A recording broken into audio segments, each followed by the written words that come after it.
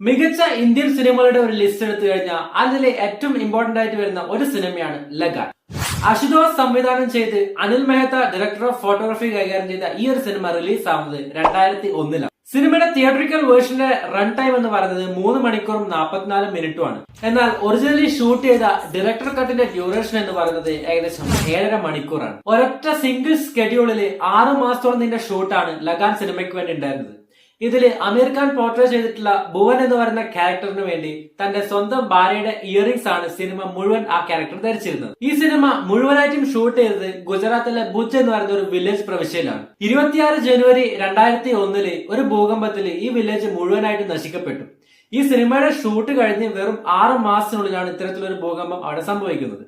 25 കോടി ബജറ്റിൽ വന്ന ഈ ഒരു സിനിമ അന്ന് ബോക്സ് ഓഫീസിൽ നിന്ന് കളക്ട് ചെയ്തത് ഏകദേശം 65 കോടിയോളം രൂപയാണ്. ലഗാൻ